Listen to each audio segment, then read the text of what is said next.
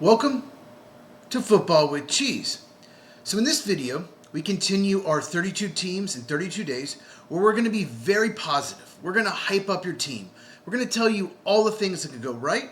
And in this video is all about the Kansas City Chiefs. If you're new to the channel, make sure you subscribe and hit the bell for notification so you never miss one of my videos. I do cover all 32 teams on this channel. So I've been looking forward to this video because the Chiefs are a fascinating team. While doing research, believe it or not, the Chiefs had a losing record last year for the first time since 2012. A lot of people forget before they got Patrick Mahomes, they had Alex Smith. They were still a good team back then. So it's been a long time since the Chiefs had a down year. And I think once since 2013, they didn't have double-digit wins. So Chiefs fans are used to having a good team making the playoffs. And let's be honest, last year was a disaster. Let's get that negativity out of the way. But this year should go much better.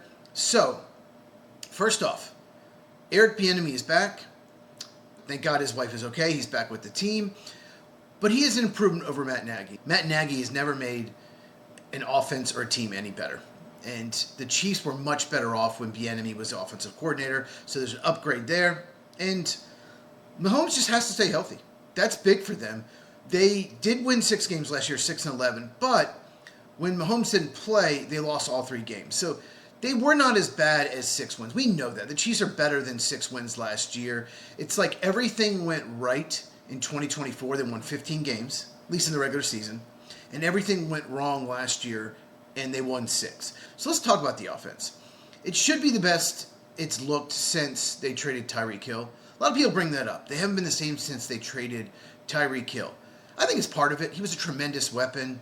In the NFL nowadays, you have to have a receiver on the field at all times that can stretch the field. And that's why the Chiefs drafted Xavier Worthy. Having him on the field will just make Patrick Mahomes better. Worthy's got to stay healthy. If he does, I think he will have a breakout year. But it's like Marquez Valdes-Scantling on the Packers and the Chiefs. He was the MVP maker. Like every quarterback that had him was winning MVP for like a 5 or 6 year stretch. And just having a deep threat, making the safeties play 20, 25 yards downfield makes the running game better and makes the underneath routes better. The tight end, the outside receivers, the slot receivers, everything is better if you keep the defense honest. If you do not have a deep threat, then those safeties can creep in a little, especially one of them, and maybe play up against the line of scrimmage, and all of a sudden you're against 7, 8 man fronts in the running game. So Xavier Worthy is really important this year for the Chiefs. Like I said, it wasn't just trading Tyreek Hill. The offensive line had gotten worse.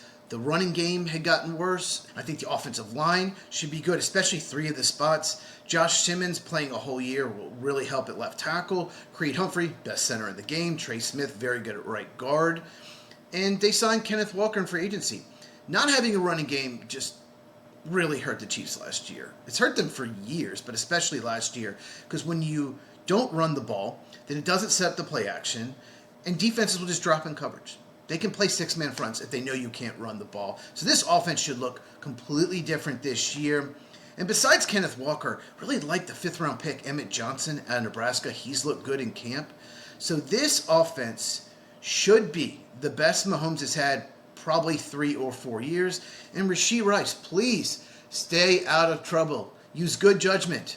Just don't do things that are illegal, and you'll be fine. You're really talented. You're a very good wide receiver. In the last 2 drafts, the Chiefs picked 2 of my favorite sleepers, both wide receivers. Cyrus Allen this past year, he's looked terrific in camp. And Jalen Royals last year, I thought was an absolute steal. He's just got to be healthy. So as far as offense goes, it's the best offensive line they've had in 3 years, best receiving core they've had in 3 years. Mahomes should be healthy, and you get Eric Bieniemy back. And you still have Travis Kelce, who is defying the odds. He's still a good tight end. Maybe not what he used to, but he's still good. So the offense, not worried about it at all. Okay, so let's talk about the defense. So the Chiefs love using a lot of draft capital on cornerbacks. They don't like to pay them. They didn't pay Darius Sneed. They traded him. They traded Trent McDuffie. They let Jalen Watson go in free agency. So their philosophy is we're not going to pay corners. We're going to focus on other positions. But they traded up from pick 9 to 6 to get Mansour Delane, by far the best cornerback in the draft. I really like the move. And some people thought Maybe they didn't need to trade up. They still would have gotten him at 9. Possibly. But if he's your guy, go get him. And there was no other cornerback in the draft nearly as good as Mansour Delane, in my opinion.